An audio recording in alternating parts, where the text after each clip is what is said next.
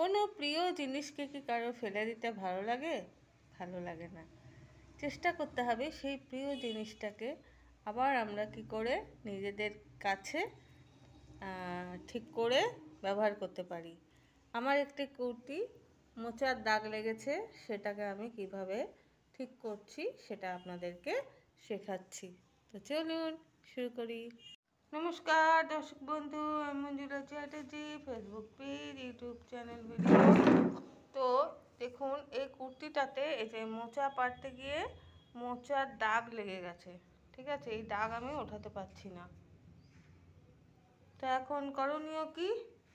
করণীয় হচ্ছে আমি ফেব্রিক করে এই কুর্তিটাকে আবার পরার উপযুক্ত করব। চলুন কিভাবে করব শুরু করি। আমি এটাকে এখানে বসিয়ে দিলাম। আপনাদের কাছে যে কোনো গোল কিছু থাকলেই হবে। এবারে মার্কার পেন দিয়ে আমি, মার্কার না থাকলে ডট পেন, পেন্সিল যাই হোক করতে পারেন। এইভাবে গোল করে নিচ্ছি।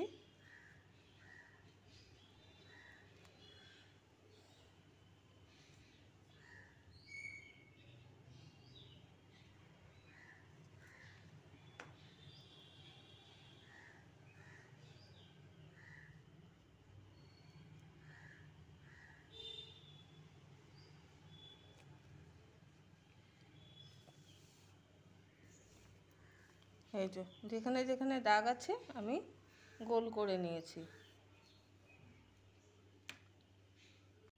এটা হচ্ছে ফেব্রিকের কালো রং। আমি এখান থেকে ব্রাশে রং উঠিয়ে নিলাম। এখানে না ফ্রেম লাগানো যাচ্ছে না, সেলাইটা গন্ডগোল আছে।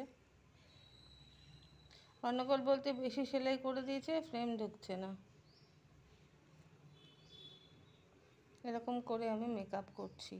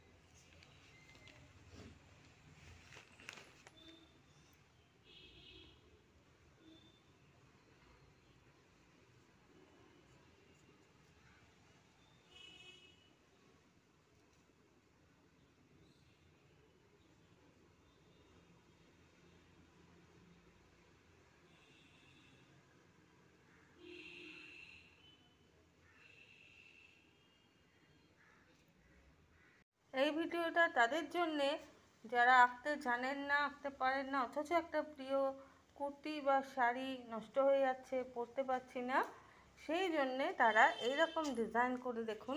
মোচার দাগ লেগেছিল, একদমই বোঝা যাচ্ছে না এটা পরার উপযুক্ত।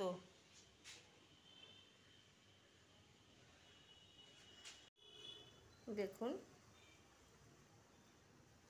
এবারে আরও যদি কারুকার্য করতে চান সেটা করতে পারেন, কিন্তু এই কুর্তিটা পরা যাবে। দাগের জন্য যে দেখতে খারাপ লাগছিল সেই জিনিসটা ঠিক করা হলো। এবারে সাইডে সাইডে কলকাও করতে পারেন, আরও কিছু করতে পারেন যারা জানেন। ধন্যবাদ।